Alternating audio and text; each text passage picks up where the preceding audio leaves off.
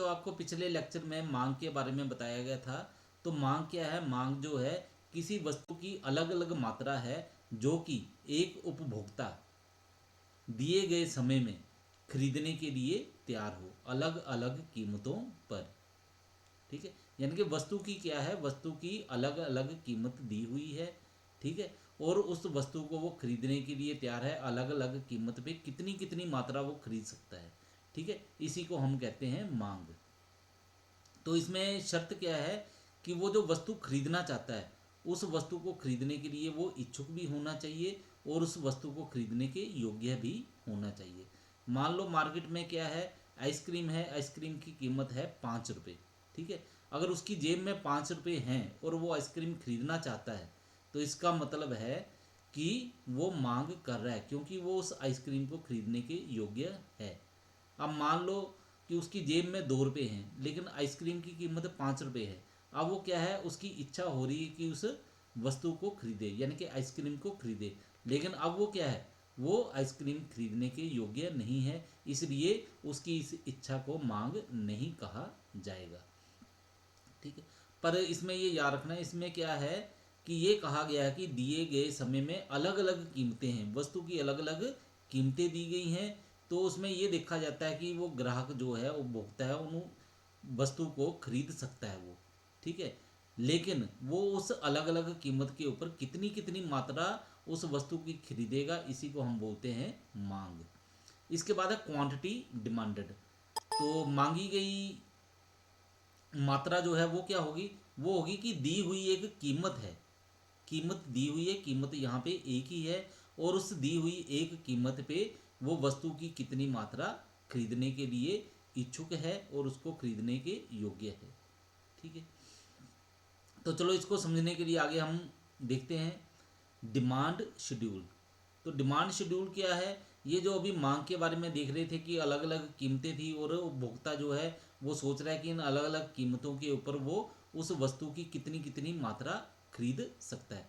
अब ये जो उसने कल्पना की है, अपने दिमाग में सोचा हुआ है, इसको अगर एक सूची बना के कागज में लिखा जाए तो उसको हम बोलते हैं डिमांड शेड्यूल, मांग अनुसूची।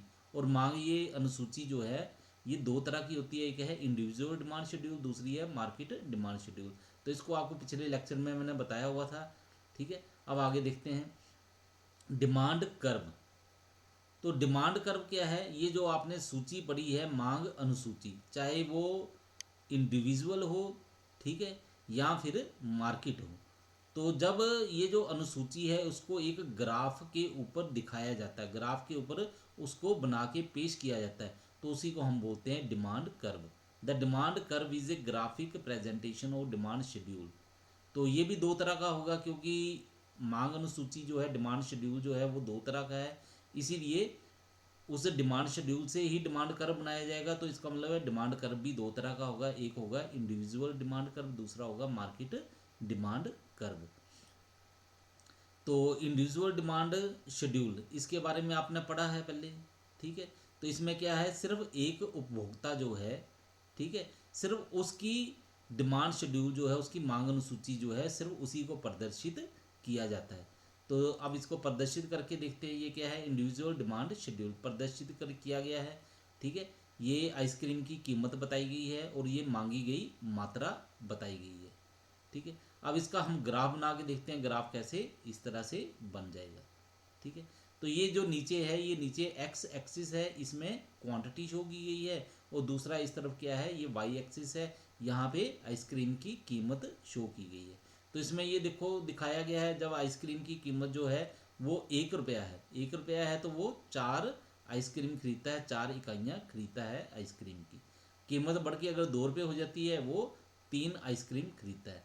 अगर कीमत 3 रुपये हो जाए तो वो 2 आइसक्रीम खरीदता है। अगर कीमत 4 रुपये हो जाए तो वो 1 आइसक्रीम खरीदेगा। ठीक है, तो यही वाला जो डिमांड शेड्यूल था पहले वाला, इसको हमने क्या किया है, एक ग्राफ के तौर पे शो किया है, कर्व बना के पेश कर दिया है, इसी को हम बोलते हैं इंडिविजुअल डिमांड कर्व। ठीक है, हाँ, और ये देखना, ये जो कर्व जो है मैंने ड्रॉ किया हुआ है, ये ठीक तरह से ड्रॉ नहीं हुआ है। आपने क्या करना है, स्केल लेके इसको बिल्कुल बराबर बराबर ठीक तरह से आपने तैयार करना है। यहाँ पे आप देखोगे, यहाँ पे गैप ज़्यादा है, ये उससे ज़्यादा है, यहाँ पे कम हो गया है। ठीक है। तो ये सारा कुछ आपने बराबर बराबर रख के खुद तैयार करना है। ये सिर्फ समझाने के लिए बनाया गया है, ये स्केल से नहीं बनाया गया है, ये सिर्फ एस्टीमेट लेके बनाया गया है, इसलिए इसमें कुछ ना कुछ कमी है। आपने इसको क्या करना है, बिल्कुल ठीक करके बनाना है। इसके नेक्स्ट है हमारे पास मार्केट डिमांड शेड्यूल। तो ये भी आपको बताया है, ये क्या है, ये पूरी की पूरी मार्केट का शेड्यूल जो होगा वो होगा, ठीक है ना। इसमें जितने भी मार्केट में उपभोक्ता हैं उनका जो शेड्यूल बनता है, उन सभी शेड्यूल को अगर जोड़ दिया जाए तब उसको कहा जाएगा कि मार्केट डिमांड शेड्यूल जो है वो बन गया है। तो ये देखो, जैसे ये प्राइस बताई गई है, ये ए का डिमांड शेड्यूल है, ये बी का है, इन दोनों को जोड़ दिया तो ये पूरी मार्केट का डिमांड शेड्यूल बन गया। तो उपभोक्ता दो नहीं होंगे, आपको पहले भी बताया था, ये उपभोक्ता जो है ज़्यादा होंगे गिनती में।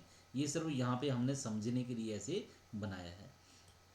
इसके बाद देखो मार्केट डिमांड शेड्यूल, ठीक है। ये जो मार्केट डिमांड शेड्यूल था, ठीक है, उसी को अब हम लोगों ने क्या करना है, कर्व के तौर पे पेश करना है। ये है एस डिमांड कर्व, ए का आपने पहले बनाया हुआ था, अब ये बी का डिमांड कर्व है। इन दोनों को अगर जोड़ दिया जाए तो मार्केट का डिमांड कर्व जो है वो इस तरह से बन जाएगा, ठीक है। बाकी आप उसको खुद एक्सप्लेन कर सकते हो, ठीक है। यहाँ पे क्या है, नीचे क्वांटिटी दी गई है और इस तरफ प्राइस दिया गया। जो एक्स एक्सिस है वहाँ पे क्या दिया गया है, वस्तु की मात्रा या फिर इकाइयाँ, और यहाँ पे क्या दिया गया, वस्तु की कीमत। तो इस तरह से ये जो ग्राफ है, यानी कि उसका जो कर्व है वो इस तरह से बन जाएगा। तो ये फ़र्क देख लो आप लोग, ठीक है। तो इसे आप लोगों ने, आपको पहले भी बताया हुआ है, ये क्या है, ये सिर्फ अंदाजे से बनाया गया, आपने इसको बिल्कुल एक्यूरेट कर लेना है। अब यहीं पे देखो ये लाइन जो है थोड़ी सी नीचे की तरफ जा रही है, ये बराबर होनी चाहिए थी सीधी, ठीक है। तो आप इसको स्केल से बना सकते हो, मैंने बिना स्केल के बनाया है, इसलिए यहाँ पे थोड़ी सी गलती है, थोड़ी क्या ज़्यादा ही गलती लग रही है, कहीं पे गैप ज़्यादा है, कहीं पे गैप कम है।